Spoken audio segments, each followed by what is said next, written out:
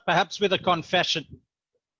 I've been disguising a part of myself as someone else for some 22 years of my life. And so today, in sharing a bit of my own story, I want to talk a little bit about the art of passing.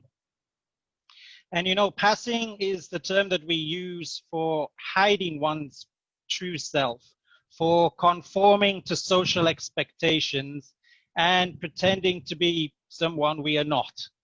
We pass for someone we think others would like us to be.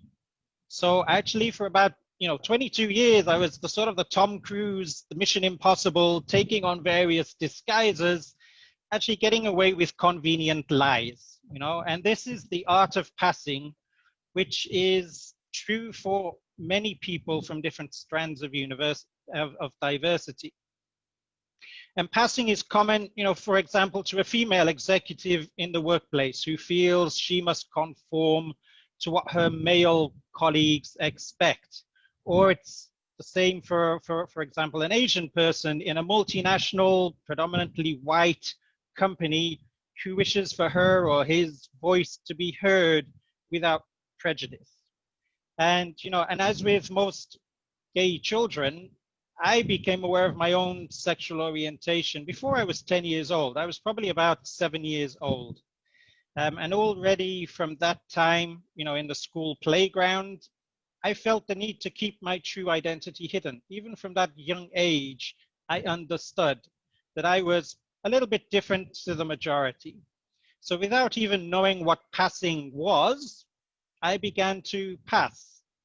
But if I compare myself to other and many LGBTQ kids, I believe, I had it quite easy. So I was good at sports, especially football. And, our gay stereotyping tends to assume that gay kids are not good at contact sports. So I was doing very okay until boys started taking an interest in girls.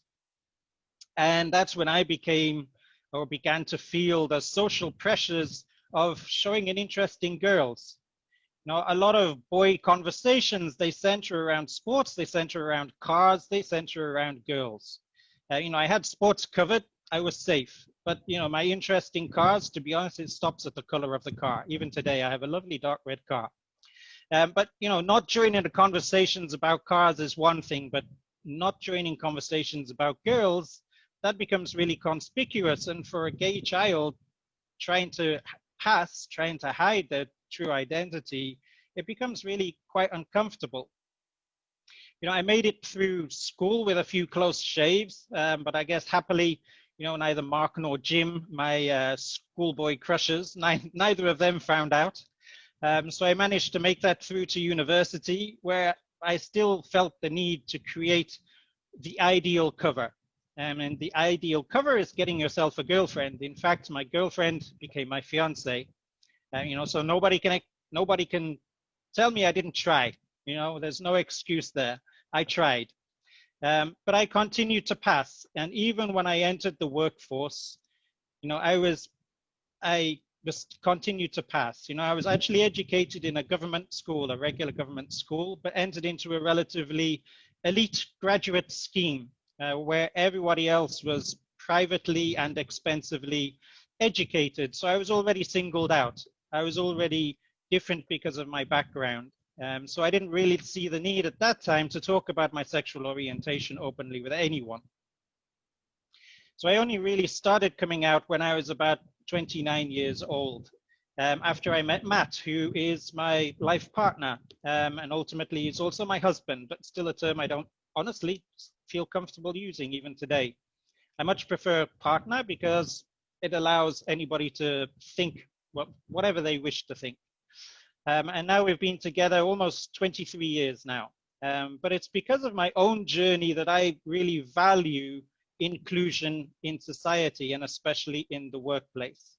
And that's why I continue to work hard at creating a truly inclusive work environment. PFIP, Philippine Financial Industry Pride, which I was the founder, getting on 7 years ago now. that has grown into, I guess, the largest such workplace organization anywhere in the Philippines. And now we have, 50 plus members in PFIP. But it really is ground on finding the right people, the really, really passionate people, the worker bees that really has grown PFIP into the organization it is today, that supports the LGBT workforce. In PayPal, I recently started an APAC Ladies That Rule forum. APAC Ladies That Rule, meaning ladies in our workforce. We want to discuss and open up and have an open discussion around, what are the trials and the tribulations of being women in the workplace? What is the trials and tribulations of being Asian in the workplace, or even being, in particular, Asian women in the workplace? And what do we still need to address around those areas of concern?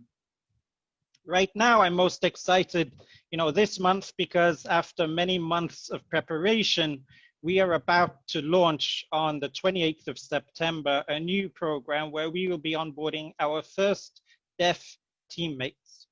This is quite unique in the industry in the sense that this is actually giving some of our deaf community secure jobs, not moving from contract to contract, which tends to be the case for the deaf community, but actually giving some full-time opportunities. Of course, this is the very start of the journey, more to come on that one. And then also what we want to start looking at is that rarely addressed, one of the biggest issues around inclusion, and it tends to get ignored. How do we address the imbalance of visible versus invisible talent? Now, how do you ensure that invisible talent becomes more visible, especially in a culture that traditionally values hierarchy, silent obedience, humility, all of these cultural aspects, which means that often in meetings, when you go into a meeting, there are many people who remain silent. How do you bring that talent up and out and give them the same opportunities that everybody else has? So, why should we focus so much effort on inclusion? If you ask me, it really goes down to the one belief that I hold dearly to my own heart, because your best self is your true self. Thank you very much. Okay, John, that's very interesting. You mentioned about your initiatives with deaf people, and that is very unique about it. Maybe if I could ask you, how did you connect with those people, and what was the process that other people might learn from? Yeah, I mean, there are many, it's quite a few months of preparation to make sure that we create a level playing field. One of the big points that we determined from the very beginning is we only want to employ people who have the same opportunity as anybody else to become a top performer, to be successful in their careers. So right now, we're working with San Benilde, and they also helped us on our journey, helped me to better understand what my expectations of me will be leading this group as well, and all of my leadership team. So, it's a journey. It's a little early to speak too much about it because, we literally are not yet onboarding our first few candidates. We'll have 5 candidates which will be going through this program. We'll be treating it as a pilot. More to come. Maybe this time next year, we'll be talking to you a lot more in detail about how we've been successful.